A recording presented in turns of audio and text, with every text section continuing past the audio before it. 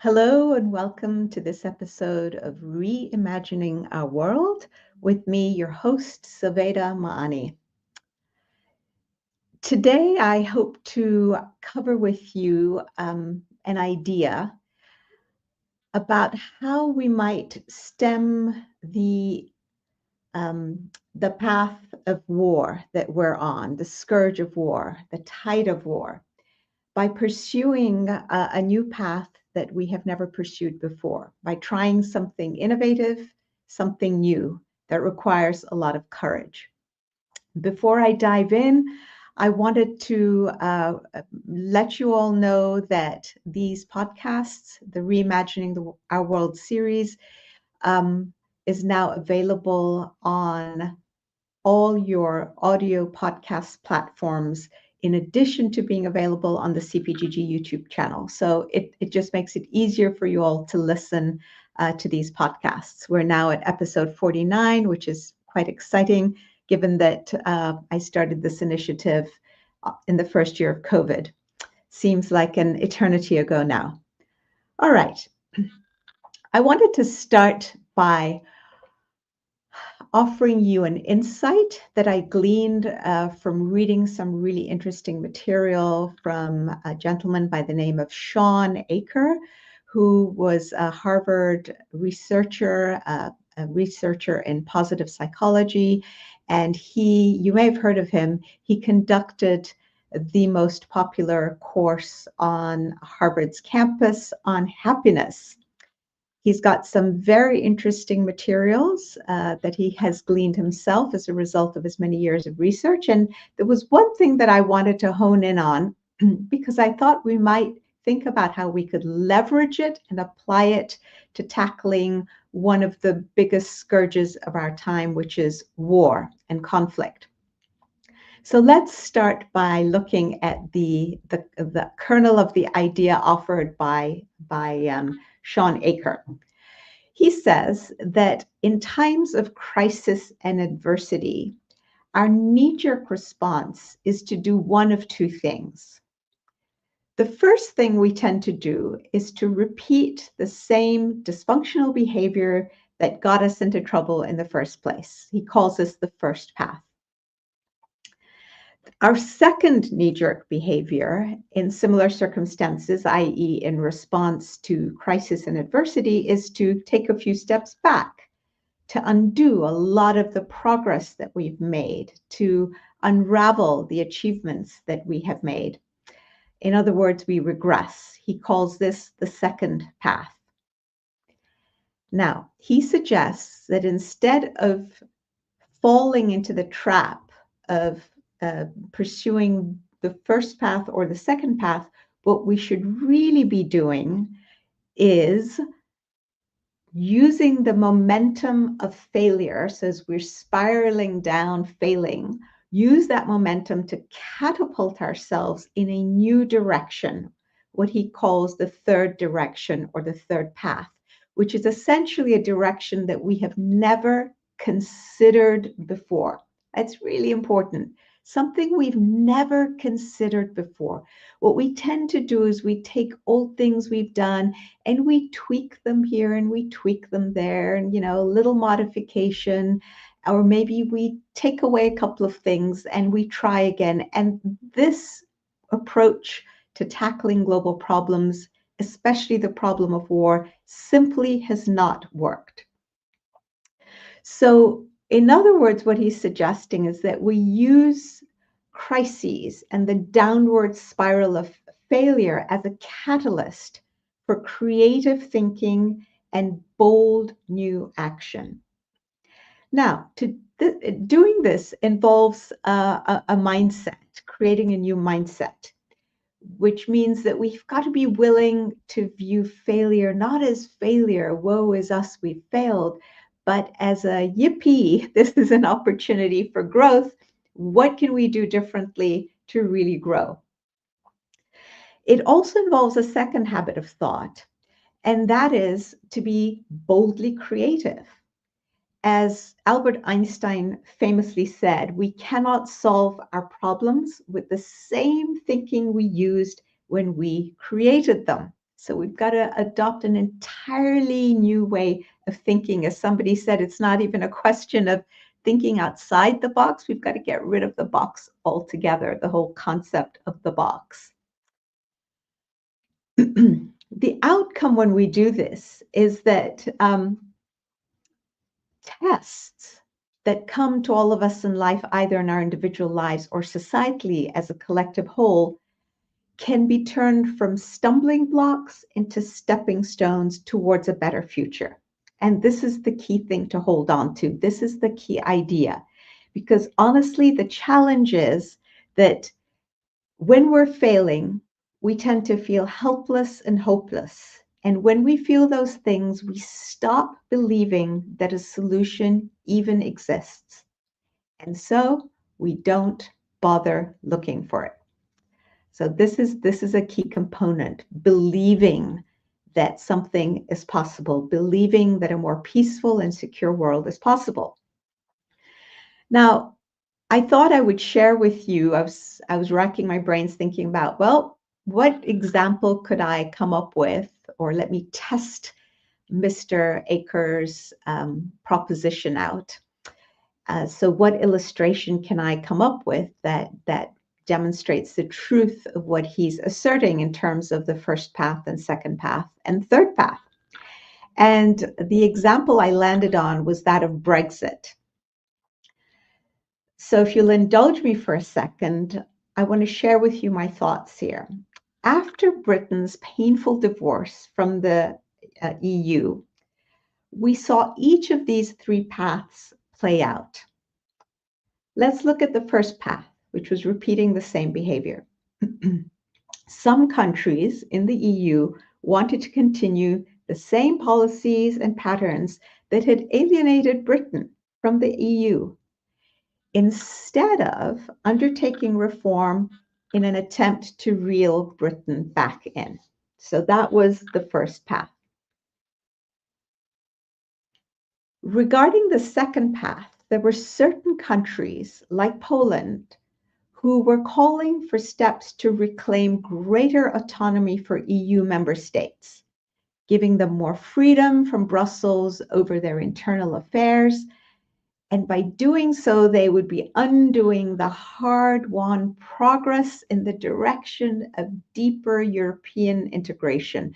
The European project has really been a drive. If you step back and zoom out, it's been a drive towards deeper European integration, which, by the way, is consonant with the vision of its founding father, Jean Monnet, whose brainchild it was, that links would be created in an ever-increasing chain of integration in the European Union, leading eventually, in his mind, and so he hoped, to a European federation along the lines of the United States of America, so a United States of Europe. So what about the third path in the context of Brexit? Well, this is what is so fascinating. During the whole saga of Brexit, there were calls heard for a third path to be pursued toward collective growth marked by deeper integration. One of the places we saw and heard this call was in the groundbreaking report produced by the then French and German foreign ministers, Jean-Marc Ayrault and Frank-Walter Steinmeier. In this report, they acknowledge the following. I find it really interesting that Europe was in the crucible of a severe test from which they were confident it would emerge stronger than ever. So just this ability to conceptualize what an entire group of nations, association of nations, is going through, a confederation, as a being in the crucible of a test, I found really interesting. They then went on to say that they viewed the crisis caused by Brexit as an opportunity. So there we are, opportunity for growth, an opportunity to develop common answers to their common challenges. Consequently, they called for closer cooperation on matters relating to defense, security, and intelligence sharing, the joint patrolling of external borders, a common migration and asylum policy. These were all issues that had been critical to Britain's decision to withdraw from the European Union. They also called for harmonization of corporation tax and other financial reforms. In fact, they were so positive in their outlook that they went as far as to confidently predict that the countries of the EU would move further toward political integration and union. In other words, further in the direction of Jean Monnet's original vision for it. We all know this story. Britain ultimately opted to leave in 2020. And yet, the remaining 27 members of the Union still have the option of working toward a more deeply integrated EU, which they're being forced to do by dint of circumstance, especially the war in Ukraine. And they need to do this by reforming certain key areas. There is always the possibility that if such reforms were to take place, Britain might at some point wish to rejoin a stronger, better EU sometime in the future. One can hope. Now, why is all this relevant? It's all relevant to a particularly grim challenge that the global community is facing and has been facing for a number of years, and which is just deepening. The trouble of war and conflict, which is like a contagion that is rippling through the world.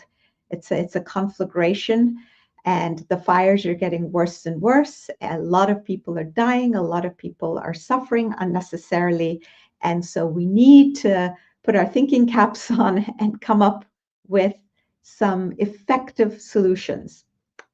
So I was thinking that we could take Sean Aker's insights about our knee-jerk reactions and apply them in this arena and see what we come up with. But first, we need to be aware of what we're doing. So let's look at what we're doing in this context, viewed through the prism of Aker's analysis. As the world rapidly unravels around us, and as the storm clouds of war and carnage cover this ever-widening swathe of humanity, we see that feelings of insecurity and fear have gripped us in all continents: Africa, Asia, the Americas, Europe, etc. Now, let's look at our knee-jerk responses. The first path. We have indeed reached and continue to reach for the tried and true solution of amassing greater quantities of arms. More arms for Ukraine, more arms for Russia, more for all the NATO countries, more for Taiwan, more for China, more for the United States, more for countries in Africa, and on it goes. This behavior is self-defeating and self-destructive, because the more arms we amass, the greater the chance that we will use them either deliberately or by accident. We've been down this road before so many times, and especially in the lead up to the First World War and the Second World War, we see what happens when there's this global mobilization of arms and troops, and the machinery of war gets rolling. Inevitably, it is going to be used. Nowhere is this more apparent and dangerous than in the acquisition of capabilities to build nuclear facilities that can be easily diverted from providing civilian nuclear energy to military use, the building of atomic bombs. And indeed, an increasing number of countries is seeking ways to acquire nuclear know-how and acquire their own nuclear facilities in which they can enrich uranium or extract plutonium, both of which are essential ingredients for building an atom bomb. Now let's look at the second path, the path of regress, not doing the same, but undoing gains and progress made. We're starting to see a really dangerous trend of withdrawal from international humanitarian disarmament treaties. To be more specific, in March of this year, 2025, a statement was made by the Baltic states, Estonia, Latvia, Lithuania, and Finland and Poland have expressed a similar desire to withdraw from the Ottawa Treaty on Landmines that has been ratified by 164 countries and came into force in 1999. Now, while countries are allowed to withdraw from this treaty so long as they give 6 months notice and as long as they're not already involved in armed conflict, this is a very dangerous precedent. In addition, Lithuania has also already withdrawn from the Convention on Cluster Munitions, to which the other Baltic states are not signatories. And Poland has now also said it's considering withdrawing from the same treaty. Now, cluster munitions and landmines are extremely destructive. Cluster munitions can be dropped from aircraft or fired from artillery. They explode mid-air and they scatter bomblets over a very wide area. Many fail to detonate and effectively act as landmines that can be detonated many years down the road. The people who suffer the most from both landmines and cluster munitions are civilians, especially women and children who are out in the fields or children who are out playing. They come across one of these things and it explodes and they lose their limbs or faces and heads and so on. It's very, very gruesome, which is why the world decided on humanitarian grounds to create these conventions to ban both landmines and cluster munitions. Now, here's the interesting part. These countries who have stated a desire to withdraw or have already withdrawn from one or other of these two treaties say that they do this with a heavy heart, but that they don't see another way. That statement, they don't see another way, is critical. And it jives perfectly with Sean Aker's statement that in the second path, when we regress, we get myopic. Fear grips us when we're in the throes of a crisis, and we don't see other solutions. We become very narrowly focused, and the only way we can see is to undo some of the progress we've made, which is not the best way to go, to put it mildly. So these countries cite the escalating tensions with Russia and the growing security concerns along NATO's eastern border, all of which are entirely understandable. They feel the need to reassess, therefore, their defense strategies in order to give them more flexibility and freedom to respond more effectively to the potential military threats. And in fact, Latvia was blunt enough to say that, having observed the war in Ukraine, they've seen that in Ukraine, the use by Ukraine of anti-personnel landmines, when combined with other weaponry and mines, has been effective in increasing the strength of the defense forces by delaying the advance of the Russian military. So this is their analysis, right? We need to do whatever it takes. And the other principle that we've covered at length in one of these episodes, the false premise that the ends always justify the means, as opposed to what we propose as an alternative, was that the means must always be as worthy as the ends. So here you have a stark example of that, how that is playing out real time, even as we speak. Now, if there's any doubt that this is a regression, the European Commission didn't want to castigate these nations or criticize them, but they did note that since 2023, so this is 2025, and the announcement was made in March 2025. So over the last 2 years, it has contributed over 174 million euros to humanitarian mine action, including 97 million euros specifically for mine clearance. I mean, honestly, think of the craziness of this. On the one hand, we're spending an enormous amount of money to clear mines because we recognize how destructive and dangerous they are. And on the other hand, we are withdrawing from the mine conventions and the cluster munition convention on the ground that we want to have the freedom and flexibility to put down landmines and use cluster munitions. So it just honestly makes no sense. It's like somebody setting a house on fire, then getting the fire brigade in to put the flames out, and then immediately lighting the next match and doing this over and over and over again. It truly is, in some sense, a picture of insanity. This is insane behavior. And at the very least, we can agree that it is a behavior that does not make much sense. Surely there's got to be a better way. Now, I did say that it's understandable that these nations have a lot of fear, and it truly is understandable.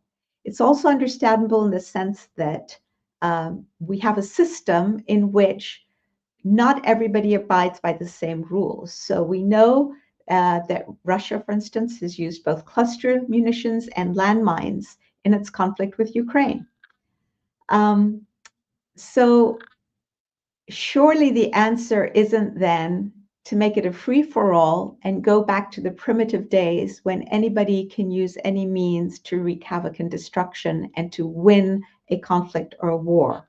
There's got to be a better way that is more consonant with humanity's increasing progress towards maturity, collective maturity, by creating a system that applies even-handedly to everyone, in which there are rules that allow for enforcement of the provisions that everybody agrees to.